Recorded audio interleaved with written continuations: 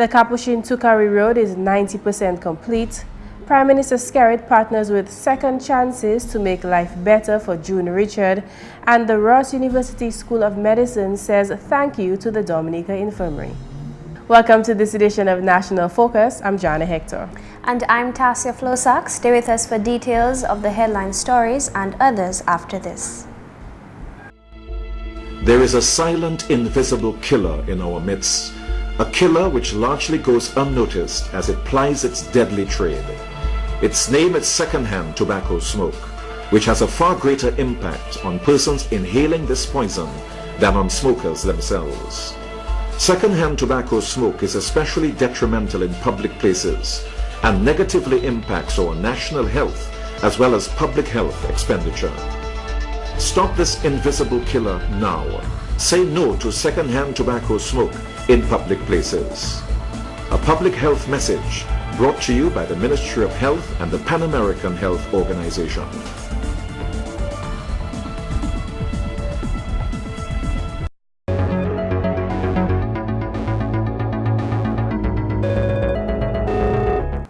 Thanks for staying with us.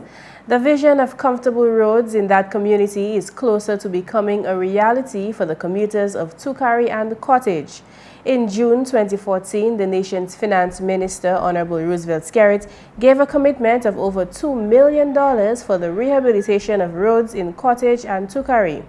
On Thursday, April 23rd, GIS News took a tour of the ongoing roadworks in the constituency with Honorable Member of Parliament for the area, Reginald Austrie. By the time our cameras got there, contractors were preparing the road with wire mesh to be filled with mixed concrete. Keith Jacob is foreman of the project. The road before we started was a bit rough. The corners, it had some potholes. So we had to scarify and grade it out to get it to what we wanted. And then right now we put in the RD concrete, which is a 5-inch concrete surface. We started on about the 3rd of April and hoping to be done in the next couple of weeks if all goes well. Right now what is left to be done is just to connect the corners of the road. We have a 7-day process after we pour before any vehicle ride on what that spot already. So that's what that thing is. But as soon as the 7-day process are done, we connecting every corner that we skipped out, and then the road will be done in a couple of weeks.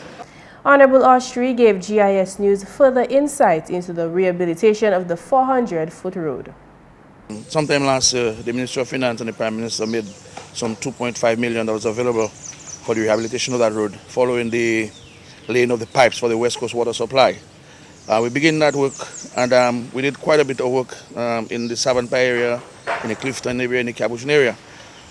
But we had some challenges with that particular portion. You can remember the big issue with Public Works and its ability to deliver on that project.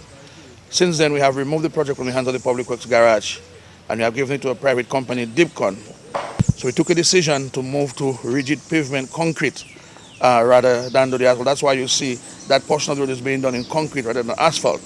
And we have been here for about 2 weeks, and we're hoping that within another 2 weeks, that portion of the works will be complete. But on the completion of that works, the rehabilitation would have been about, I would say, 90% complete.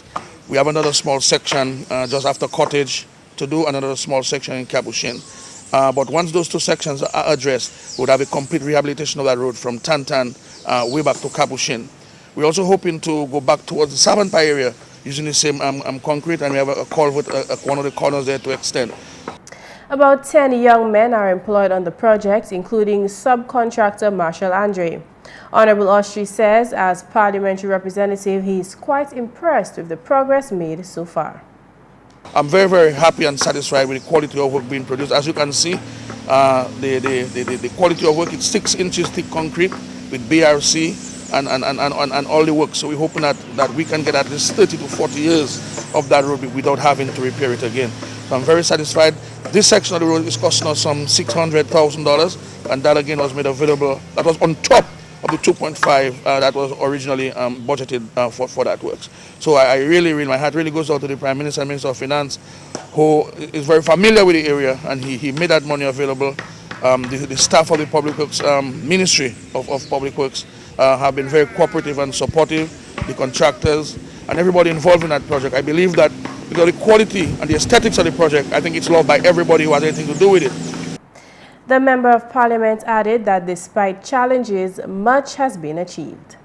So we had to widen the road itself, we had to improve on some of the corners. But originally, when the drains were constructed, which were constructed before, they were constructed to accommodate asphalted concrete, which would have been about 2 to 3 inches of concrete. But now that we have to do 6 inches of cement, then we had to do some further excavations to get the depth and the base that we require so we could lay the asphalt on. So that was work already done, but we had to do more because we moved from one type of material, which is asphalt, which is coal ash, as you call it, to concrete. We had to do some additional work. He says, although costly, he believes concrete is more suitable for the topography of the area. This section of the road is costing government a further $6,000 to complete in the coming weeks. In more news, the government of Dominica is taking measures to ensure that in the event of flooding, lives and property are protected in the community of Sibuli Point Michel. In December 2013, lives were in jeopardy and homes destroyed when heavy rains caused flooding in that area. This ravine looks dry now, but this is where the flooding occurred. The government of Dominica responded by rebuilding homes and replacing household effects, educational material lost, and providing temporary shelter to those whose homes were affected. Now, government is going one step further to ensure safety in this community. This ravine is being dredged to allow a steady flow of water in case of flooding. And the government received $500,000 US from the Mexican government, and that has been done for the Fortney area and also the Union Estate in Point Michel area, the Sibuli ravine. And we've started a few weeks ago in terms of protection, and it's all about safety and protection for the lives of people living in the ravine in Sibuli. And we've started this project. It's going to be in 2 phases. The first phase, which is happening now, the contractor is Nigel from Point Michel, is one of the young contractors that we have in the community. And so far, he has been doing an excellent job in the whole magnitude of the project. We're looking at the areas where the houses are in terms of protection for the houses and lives, which is the priority. And another section where it doesn't have homes, we put rock armor. So this is what the project entails. The project started early April and is expected to be complete in 2 months. Several men are currently employed and another 7 will be added before the project is complete. For Aaron Charles, the benefit is twofold. Well, at least I'm making some ends, you know what I mean?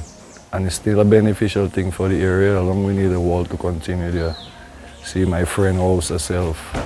After the last ravine, you know what I mean, it almost fell down, so that's a good thing they start to do the wall. Yeah, we need that in this area a long time.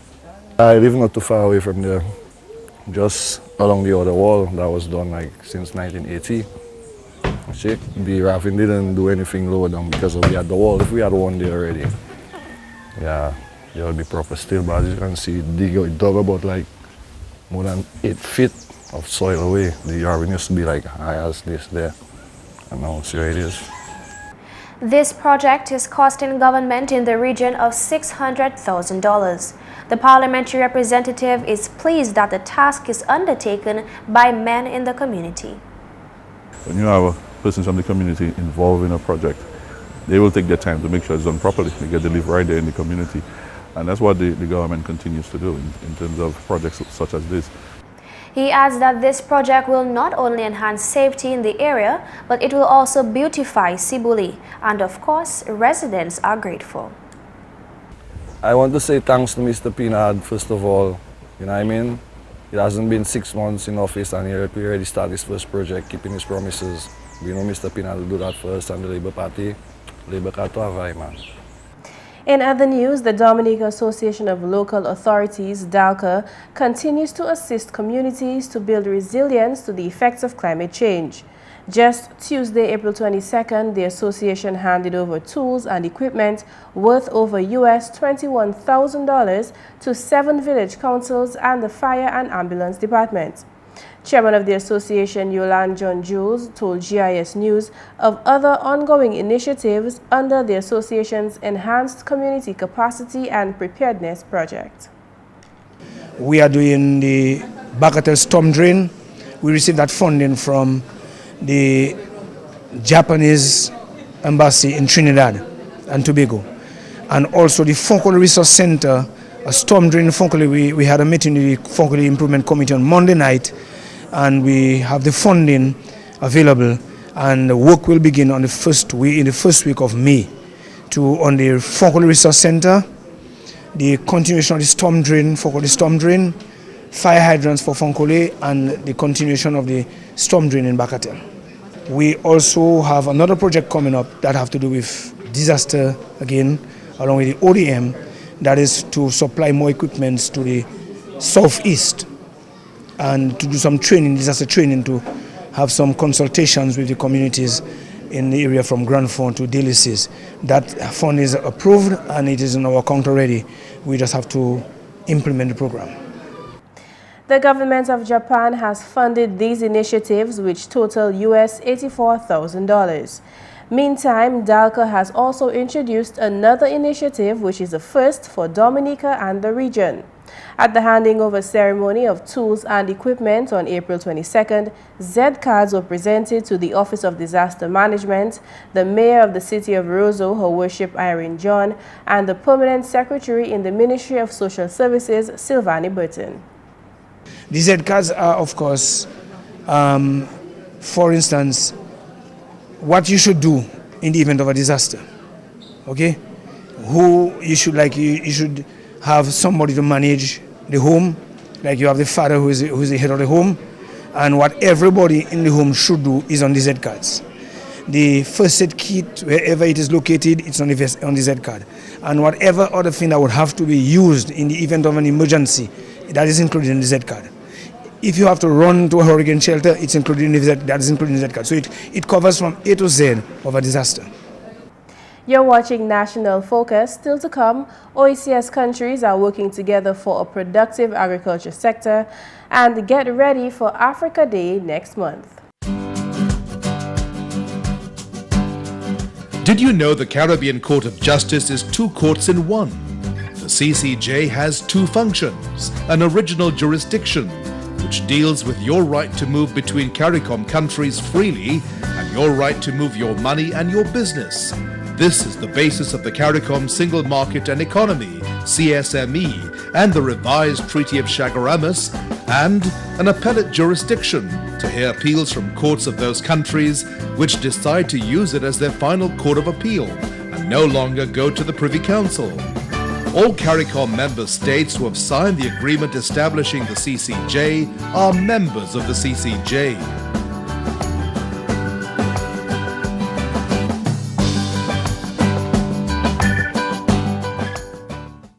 Welcome back. One family in the community of Margot cut the ribbon to a brand new house this Sunday. June Richard and her family, originally from the community of Paybush, were blessed with a new home in Margot thanks to Second Chances, a charitable organization of Seeds of Life Ministries of Paybush. Honorable Prime Minister Roosevelt Skerrit was there to witness the event. He says he's always pleased when persons understand and act on their moral and Christian responsibility to help those less fortunate. And I think if all of us at our level recognize that solemn responsibility, our society would be a more just, our society would be a more caring, and our society would be a more prosperous society. Honorable Skerrit pledged the support of the government of Dominica in any future ventures of the Second Chances organization. I want to say to you, Seeds of Life Ministry, that we are prepared to partner with you on any other project that you will undertake. And I am happy that you have taken this challenge so that you can see how difficult it is to do a small thing. So you can imagine my own task of having to raise the funding required for so many things in Dominica, how difficult it can be. So I'm happy that you have this appreciation. Added to the existing support of government, the Honorable Prime Minister had even more good news for the family. In addition to the support which we received from the government, for the government agencies, the Office of the Prime Minister will provide to you from May of 2015 on forever $700 every month to assist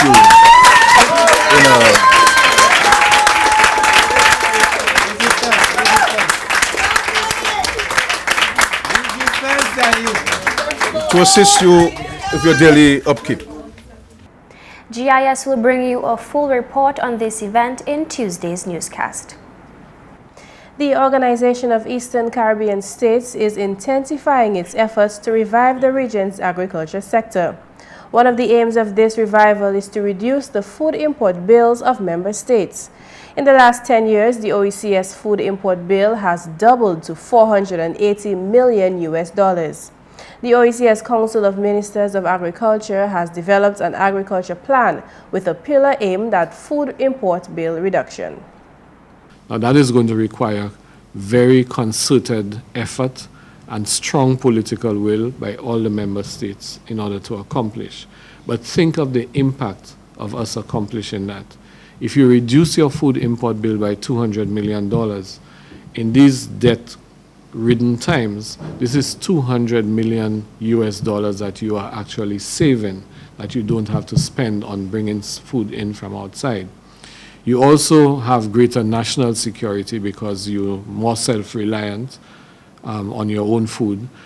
To reduce the bill by $200 million also means a great boost in rural unemployment, because now it means that you're going to be dealing with your own, creating more dynamism in your own local market. The agriculture ministers have decided that the first call of action must begin with government procurement. For example, with ministries of education, where you have a school feeding program, the government will buy produce from farmers in the communities where the schools are located in order to feed the kids at school. That also means changing the nutrition and the diet and the menu for the school feeding program to healthier choices, right? So what is happening now, if you analyze it, is not just revitalizing agriculture in a vacuum. It is about food security. It is also about improving the national nutritional profile. It is about saving foreign exchange. It is about boosting jobs in the communities. And it is an opportunity for us to begin to restore agriculture to a different place. The OECS Director General says the first step is for member states to take back the local market. The plan will not only positively affect the food import bill, but also the health of OECS citizens, debt and unemployment. Dominica is taking steps to be in sync with this plan. Initiatives like the National Abattoir, crop diversification and Dexia's move to increase the acreage of local produce. The Ross University School of Medicine is grateful for the collaboration between the Dominica Infirmary and its clinical program. To show just how they feel about his partnership, the university put on a donation and appreciation event. This partnership began in 2005 when the Dominica Infirmary was selected as a clinical teaching site for the geriatric medicine elective, an elective for the care of the elderly university program. At the event held on Friday, Associate Professor in the Department of Clinical Medicine, Dr. Hector, revealed that many students have been positively impacted by their experiences with Dominica's elderly. We have had quite a lot of presentations from medical students throughout the years, really being touched at a community level, at a personal level, being able to reflect. I think it's an eye-opener as well, because when you're very young, you sometimes don't envisage life when you get much older. And so I think the overlying theme from a lot of the presentations, and as I am sure that Ms. Emmanuel and Ms. Gilbert and all the others in the service learning program will agree, is really how touched and appreciative students are for their interactions and conversations and being able to provide medical care and contribute to the medical care of our aging and elderly population. Some of the results of this 10-year partnership has also included the repainting of the main building's columns, housekeeping and kitchen support, the donation of a 6-burner gas stove, and the donations of laundry supplies, toiletries, and electrical supplies. We just want to re-emphasize that we appreciate this partnership, providing such a rich clinical experience for our medical students. We are grateful to the Dominica Infirmary for enabling us to fulfill, and gladly so, our corporate responsibility, and also a branch of community medicine which is becoming more and more important as we realize as doctors we have to go out into the communities and interact and provide care, not only in acute settings such as hospitals and clinics, but in the community, in long-stay homes such as these and other community settings. And to say that we appreciate and we look forward to continuing and expanding this collaboration, which so far, and I think as you can see from the history, has definitely and will most certainly provide a rich clinical experience from both sides. Lady Catherine Daniel, Honorable Minister for Social Services, Family and Gender Affairs, was on hand to witness the event. On Friday, 96 care packs were distributed to residents of the infirmary. And Dominica will join the African community to celebrate Africa Day in May. Africa Day originated from the African Union and is celebrated on May 25th every year. The theme for 2015 is the Year of Women's Empowerment and Development towards Africa's Agenda 63. Cultural Officer Delmans Moses gives some history of Africa Day celebrations in Dominica. In 1979 is the first time that the government of Dominica participated in African liberation activities. The interim government, led by O.J. Seraphine, actually invited an African diplomat to be here to observe African liberation activities. And he participated in the ceremonies that were held and also visited the exhibition site and so. The Nyabingi House has mainly been the one responsible for doing a march annually after the 80s, in the 80s. And so this march has happened every year during African Liberation Day. In recent years, the Labour Party government has provided financial support to the House of Nyabingi for Africa Day celebrations, which the government believes will broaden local knowledge of Dominica's history and culture. This year, the Daly's African Liberation Day Committee has extended its support to plan the event as it did in the 1980s. What we have done in Daly's basically is that we have joined forces with the various groups in the communities and we have formed our committee. So in the spirit of inclusiveness and getting everyone involved in the Africa celebrations, we have joined forces with our community groups. Daly's has been known over the years as being the fruit basket of the country. And you know, if you talk about local produce, anything that you speak about, you'll be able to find it in Daly's. So we decided, why not have a grand market day at Daly's, where we would showcase all our organic produce in terms of our toloma, in terms of our mayok farine, and in terms of all the produce that all the farmers have been involved in over the years. This year, the event is being organized by the Division of Culture, the National Youth Council, the House of Nyabingi, the Northern Calypso Association, and the Daly's African Liberation Day Committee. Celebrations will run from May 18th to 31st, and highlights include a Nyabingi night in Portsmouth, a reggae concert, a range of activities at the African Village in Portsmouth, and an African cuisine competition. And that's the English segment of the news. McPherson St. Luce is next with the Creole highlights.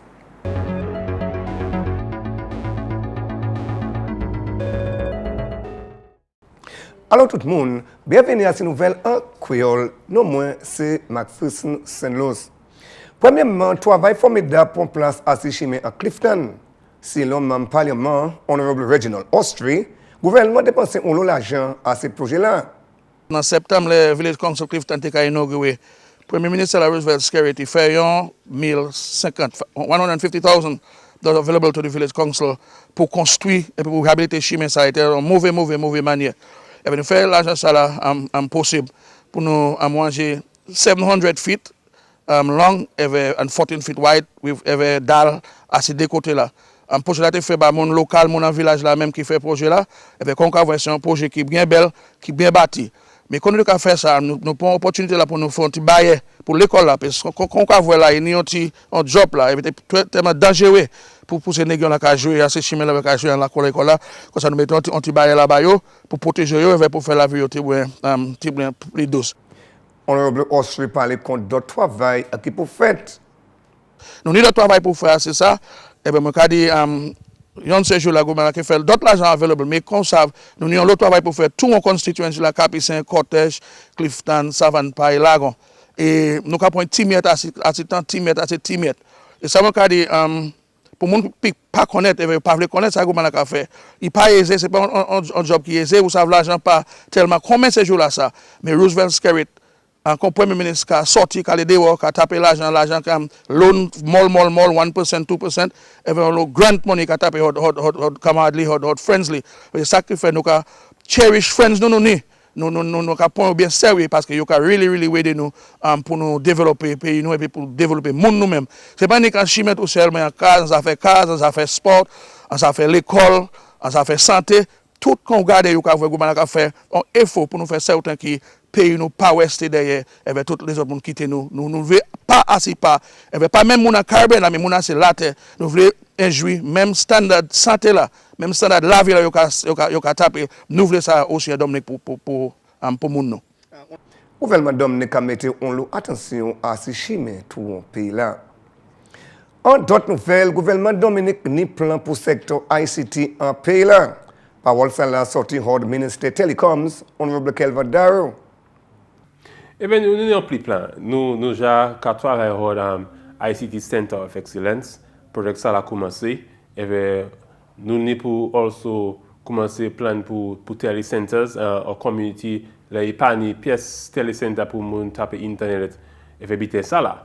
So, le ministère là, nous avance et puis le gouvernement ça là, nous avons fait tout bagaille possible pour plus de monde connaître l'ICT. Et c'est un bon bagaille. Plus nous advance age technology, age le monde ça aller en Facebook, aller en internet là. Et puis ça tape information. Age le ou savent ça qu'a fait toute place. Ou pas pour espérer pour un monde voyant let bas ou ça aller en internet level ça voyer un message no for no so c'est un bon age et puis c'est un age et puis jeune monde yo en dit dans age ça là nous qui yo internet baby et puis c'est un bon age pour savoir information mais yo point sûr yo utilize ça information ça là pour uplift quoi yo pas pour mener quoi yo descend et puis moi champion ça pour gouvernement là et puis pour tout le monde au Dominique. Et puis, même parlement pour Coliho, honorable Catherine Daniel, fait présentation de l'argent pour l'école d'Iblanc. Honorable Daniel présente l'argent là pour continuer et puis programme nutrition en l'école là. Nous présentons un chèque pour l'école d'Iblanc. Parce que c'est des gens là, ils ont mangé. C'est à bas pied flamboyant là, avec assis concrète là. L'école là a try faire un Toucarie pour que ça assise bien et marcher bien. Nous avons aidé l'école là pour complete shed là pour ces gens là manger bien à dans une place là yo ça assise et jouer et manger. Nous avons $10,000 déjà pour que ça commencer shed là. Aujourd'hui nous présentons avec $6,000 pour compléter shed là. Et puis finalement, plusieurs d'autres petits projets c'est pour implémenter en territoire Kalinago. Parole ça là sur l'environnement parlement honorable Cassius Darrow. Il y a plusieurs petits projets qui viennent comme community tourism, avec small business enterprise. Ça m'a demandé c'est pour peuple là coûter pour information avec les ça nous implémenter ça prend avantage aujourd'hui parce que top là nous espérer nous dit gouvernement pas faire rien mais là nous faire même là y a des monde pas prendre opportunité so là c'est bail ça commencer moi demander pour mon peuple Kalinago mettre quoi devant vers nous amasser couille merci. Honorable Daruka travaille à d'autres projets en territoire Kalinago. Messieurs, mesdames, ça c'est tout pour nouvelle en créole pour à présent. Non, moi c'est McPherson, Saint-Louis. Au revoir. Coming up next, what does watermelon actually add to your life?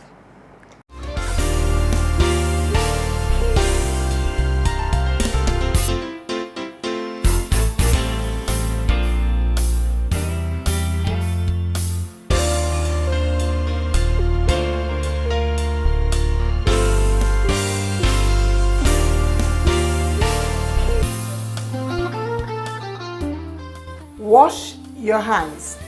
I am Adora Tuse, health educator from the Ministry of Health. Proper hand washing protects against the spread of many common illnesses and germs. Wash your hands often with soap and water, or you may use a hand sanitizer. Remember, clean hands save lives. Protect yourself. A message from the Health Promotion of the Ministry of Health.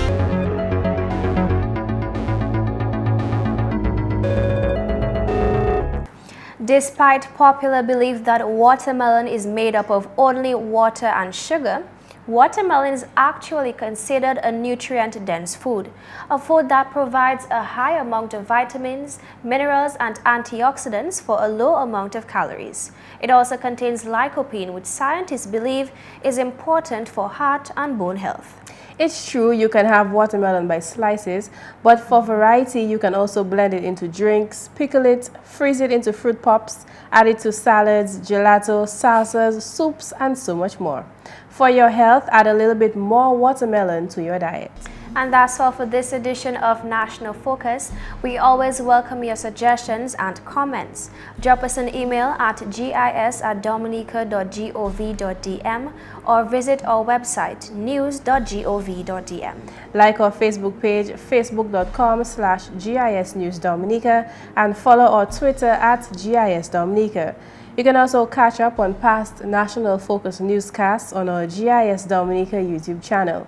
From all of us here on the GIS News Desk, I'm Jarna Hector. And I'm Tasia Floissac. Thanks for watching and join us again next time on National Focus.